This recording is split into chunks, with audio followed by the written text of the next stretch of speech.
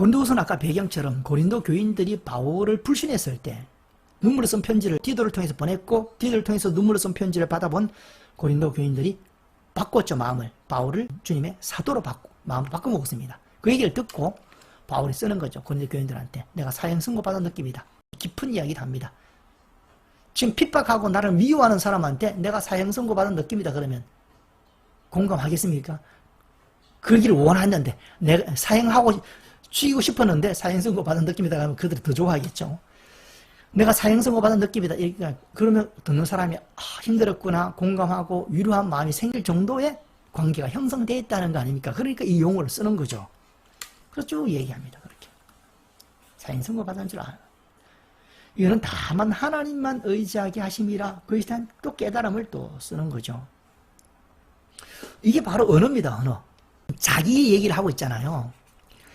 자, 바울은 영적인 진리가 뗄래야 뗄 수가 없습니다. 이게 영혼 속에 묻어 있어요. 이게.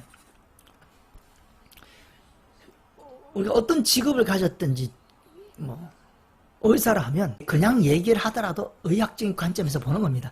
진료하지 않고 그냥 집 짓는 것도 이렇게 인테리어 하는 것도 그냥 또 인테리어 할 때 이 의사의 생각 속에는 뭘 생각하느냐. 병원 인테리어를 아마 생각하실 거예요. 목사들은 교회 건물지만 딱 이게 어떻게 교회를 생각하기 쉬워요. 자연스럽게. 이게 붙어 있다는 거죠. 진리가. 그렇기 때문에 지금 개인적인 얘기를 해요. 내가 사형 선고받은 줄 알았다. 그러나 그 속에서 자연스럽게 이 삶이 젖어 있기 때문에 그 속에서 주님을 의지하는 것이 체질화되어 있기 때문에 하다가 하나님만 의지하게 되는 것을 그 속에서 배우게 된 거죠. 그러니까 이 얘기를 하는 거죠. 이걸 하나님만 의지해야 된다. 여러분 이걸 전하려고 쓴 게 아니고 시작은 그거 쓰려는 게 아니고 시작은 자기의 사형선고 받은 느낌을 얘기하는데 이게 딸려오게 되죠. 왜냐하면 이게 붙어있기 때문에 신앙하고 삶하고. 우리도 마찬가지입니다. 우리가 얘기할 때 우리 이런 식으로 얘기해요.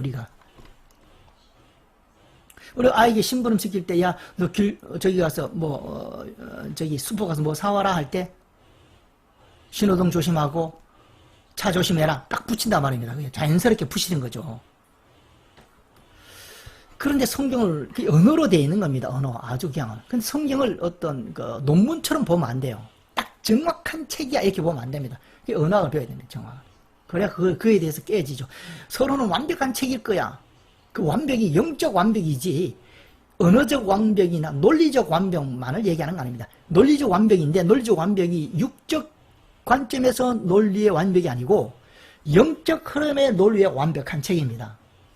근데 사람들은 육적 논리의 완벽한 책을 하니까 이 이야기를 읽고 왜 갑자기 이야기가 나왔지 이런 식으로 얘기하는 거죠. 그거는 언어에 대한 이해가 불가능해요. 성경 다 그렇습니다. 이 얘기하다 막 얘기가 섞여 있는 어떤 데는 똑같은 얘기를 하고 있지만 똑같은 주제를 얘기하고 있지만 때로는 막 얘기하다가 중간중간 다른 얘기를 나옵니다. 우리도 막 전화 막 받다가 막 옆에 일 나면 전화 받다가 이게 문 닫아라 그러고 또 전화하고 하잖아요. 문 닫아라 얘기가 갑자기 나와요. 갑자기. 이게 뭐지? 성경이 왜 이렇게 나오지? 왜냐하면 그 상황 속에서는 그렇게 나올 수가 있는 거죠. 그걸 봐야 되지.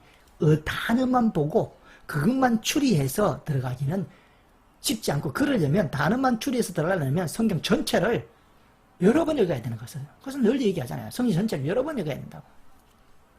여러 번 읽고 그 전하는 것을 경청해서 격가지는 치고 핵심적인 것을 받아들이는 그게 기본적으로 작업이 되어 있어야 된다. 그렇게 되면 그게 큰 기둥이다. 이 땅에 한국 땅에 이 지구에 큰 기둥입니다. 한국 교회뿐만 아니라 신앙생활의 가장 기본적인 것이 성경이 그렇게 말뚝처럼 기초로 박아놔야 되는데 그렇게 기초를 세우려면 어설프게 성경을 공부해가지고 확신을 갖고 하면 안 된다는 거죠. 진짜 하나님 말씀이 분명하고 이것 보고 조금 확실할 때까지 그걸 찾았으면 이제는 그것을 기준으로 우리가 신앙생활하고 영혼을 살리는 모체로 삼을 수가 있죠. 나는 영광스러운 새 언약의 일꾼이다. 그 얘기하고 그 사람 늙지만 속사람은 날로 새로워진다. 이 속사람이 문제 핵심이죠. 겉사람은 나이 들면 늙죠. 늙습니다. 그러나 속사람 이 예수 그리스도에 닮아가야겠죠. 우리 그 사람은 예수님을 닮을 수 없습니다. 물론 닮을 수 있겠죠. 성령 수술해서 예수님을 닮으면 되겠죠. 속사람.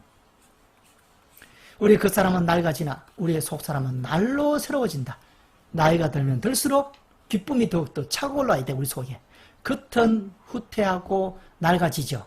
그 사람은 낡아지죠. 그러나 속사람은 날로 새로워지고 더 높은 경지에 신앙의 위치에 들어가야 되고 더 넓은 자유와 주님을 더 닮아가는 그런 삶이 정상적인 믿음의 삶이죠. 그런 내적인 삶, 속사람의 성숙한 삶 가운데 외적으로 이 세상에서 뭐 사업이 커가거나 잘 되거나 뭐 다른 일을 하거나 해도 정상이죠. 혹시 외적인 것이 잘 안 되더라도 영적인 일은 이렇게 나가야 된다. 영적인 일에 이렇게 성공을 하고 외적인 일에 망한 사람들 있지 않습니까? 12사도 아닙니까? 사형당했어요. 말이 사형이죠. 살해당했습니다. 살해. 망했어요, 여러분. 살해당하면 망한 거죠. 외적으로 보면. 그러나 영적으로는 성공한 자들입니다. 하나님께서 사도처럼 이끌 사람도 있고 그렇지 않고 영혼이 잘된 같이 범사가 잘된 강연에서 양쪽 다 풍성하게 또 인도하시는 케이스도 있고 그건 하나님 손에 달려있죠. 우리는 우리 맡은 사명을 잘 감당해 나가면 되겠죠. 그리고 온갖 육과 영의 온갖 더러운 것에서 자신에게 육도 포함됩니다. 왜냐하면 육이 더러우면 영이 더러워질 수밖에 없거든요. 영이 더러워질 수밖에 없어요. 그 다음에 성도들 이제 헌금을 얘기했죠. 너 믿음, 말, 지식, 사랑 대단하다. 헌금한 일에는 그렇지 않냐? 헌금을 좀 대단해보라 라고 얘기하죠. 헌금을 독려하죠. 내라고 세게 주장을 합니다. 부유하신 자로서 가난하게 되시면 너희로 부유케 하라 하십니다.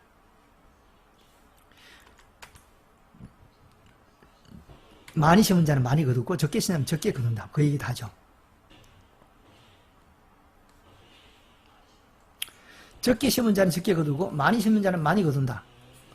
약간 호객성 발언일 수도 있으면 잘못 들으면. 언어라는 그렇죠. 그러나 그 마음은 그렇지 않죠. 말은 천사처럼 하지만 마음은 마귀일 수도 있죠. 근데 이 마음은 그렇죠. 뭐냐면 왜 이렇게 당당하게 얘기하냐 하면 왜 이렇게도 표현하죠. 헌금내라는 얘기를 다양한 표현도 좀 하는 거죠. 마게도냐 사람들한테 지금 고린도죠. 아가야 사람들입니다. 아가야 사람들이 이미 1년 전부터 내가 아가야 사람들한테 헌금 준비하라고 해놔서 아마 아가야 사람들은 1년 동안 헌금을 모았기 때문에 마게도냐 사람들이 아가야 사람들은 헌금을 많이 준비해서 하나님께 드릴 겁니다 라고 마게도냐 사람들한테 얘기했어. 그러니 아가야 사람들 마게도냐 사람들한테 실망을 주지 마라. 뭐 그런 의도가 있죠. 그런 식으로까지 해서 헌금을 준비했습니다. 내라고 합니다. 자원함으로 내라. 적게 심은 자 적게 거두고 많이 심으면 많이 낸다. 하나님은 즐겨내는 자 또 즐겨내라. 즐겨내는 자를 사랑한다. 이렇게 헌금을 강요했습니다. 왜 이렇게 강요할 수 있었냐? 첫째는 제가 볼 때는 자기가 안 쓰기 때문입니다. 자기 양심이 깨끗하기 때문에 당당한 거고, 둘째는 이 헌금을 내가지고 어떻게 하냐 하면 선교사에게 예루살렘 교회에 갖다 주려고 그러죠. 지금 고린도 교회잖아요. 고린도 교회. 고린도 교회는 아까 브리스길라 아굴라도 있고 사업가들이 있죠. 그래서 이방인 교회, 고린도 교회, 뭐 예루살렘이나 그거 빼고는 다 이방인 교회 아니겠습니까?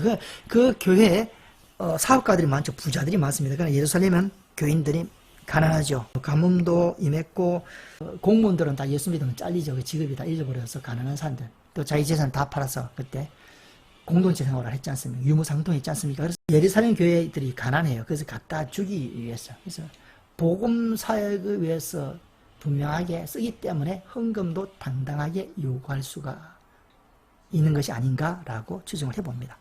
선한 일에 쓰이고 내가 쓰지 않고 선한 일에 쓰고 그렇게 하면 당당한 요구를 할 수가 있다. 내가 바울이 써야 되겠다 그러면 바울 돈 문자가 있었지 않습니까? 브리스길라, 아굴라, 본인 쓸 거는 또 본인 쓸 거죠. 그러나 요 헌금은 이런 목적 쓰기 때문에 당당하게 얘기하고 있다라고 봅니다. 그럼 마지막 바울은 사도지에 대한 변론을 할 때 네가 사도냐 했다가 의심했다가 사도다라고 인정했던 사람한테 더 확인시켜주는 메시지죠. 내가 사도다라고 얘기하죠. 근데 너희들은 잘 썩는다. 거짓 사도들 일꾼들이 그리스도의 사도처럼 가정한다. 그때 너희들 잘도 받아들이는구나. 사단도 자신을 빛의 천사로 가정합니다. 이 말에 우리가 깨달아야 되겠죠. 잘도 용납하는구나. 너희들은 가짜를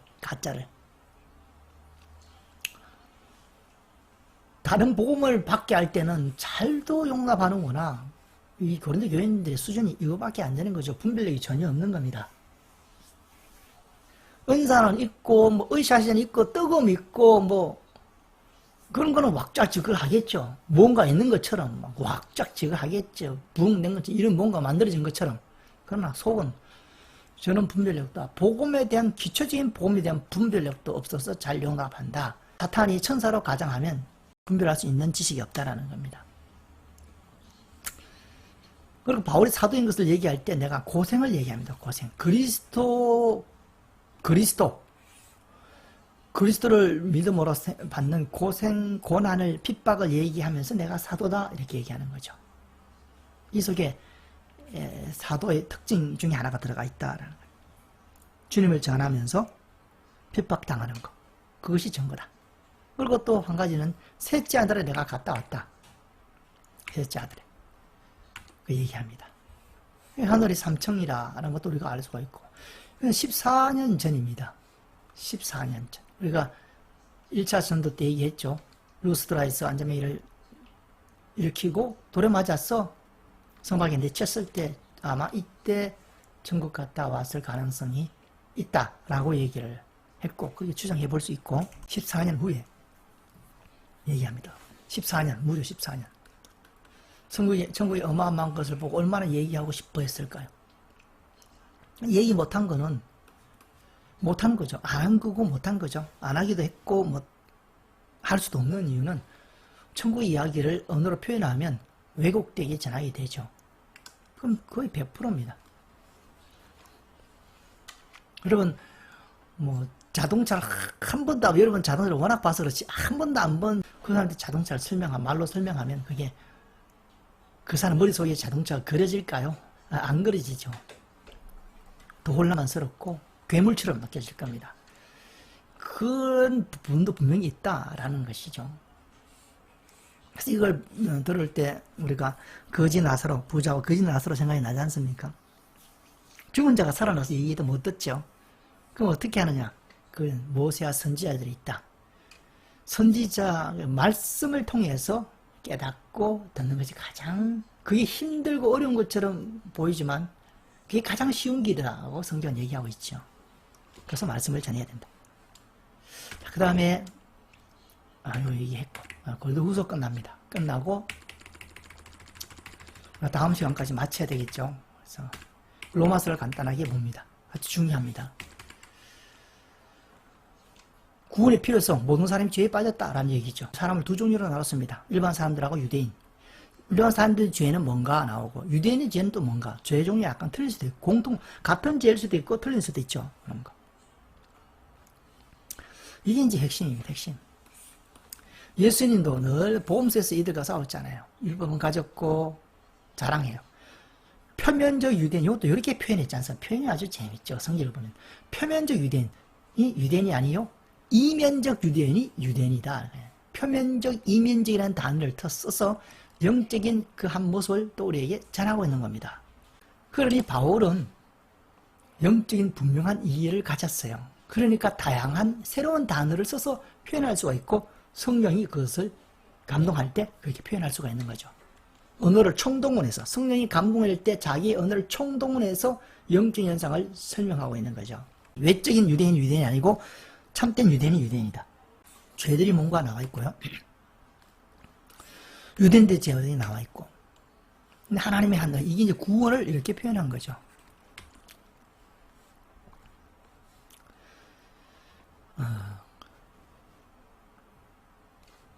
하나님의 한 의가 나타났으니 참 은혜스러운 말씀입니다. 의. 우리는 이걸 접붙임에 받는 거죠. 받는 거예요. 그러니까 이걸 믿음으로 받는다. 힘들지 않는 방법이죠. 믿음으로 받는다는 건. 공짜로 받는다는 겁니다. 믿음으로 받는다는 건 힘들지 않게 받는다는 겁니다. 엄청난 것을. 그런 은혜를 예수님께서 십자가를 지시고 우리에게 주셨고, 믿음으로 의를 받으면 이제는 뭐냐?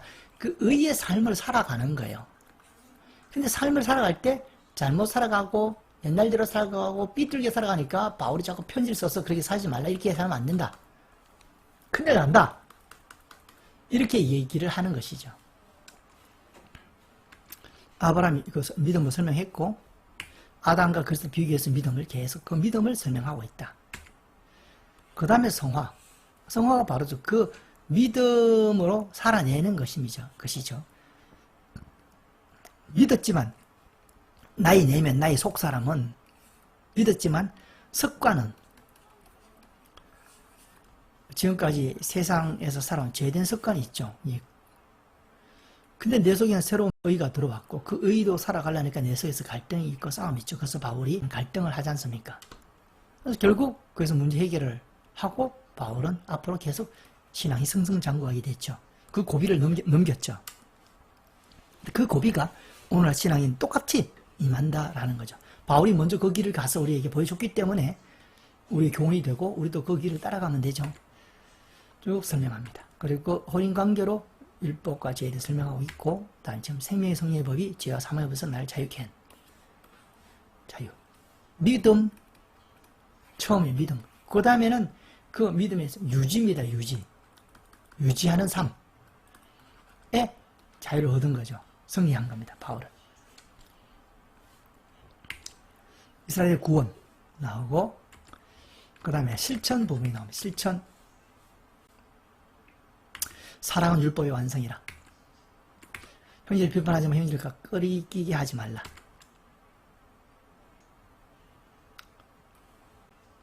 로마를 거쳐서 반응한다. 아게도냐 아가이에서 거둔 헌금을, 아까 고린도 전세, 후세 두 군데에서 헌금을 내라 그랬죠. 그것을 예루살렘 교회에 전해주고, 본인은 로마에 가서 로마를 거점으로 해서 스페인까지 복음을 전하려고 하는 거죠. 그러니 그 어떤 계획을 로마 교인들한테 알리고, 그 바울의 비전과 꿈을 이루기 위해서 협력하는 준비를 하라고 편지를 쓰게 되죠. 그게 로마서다.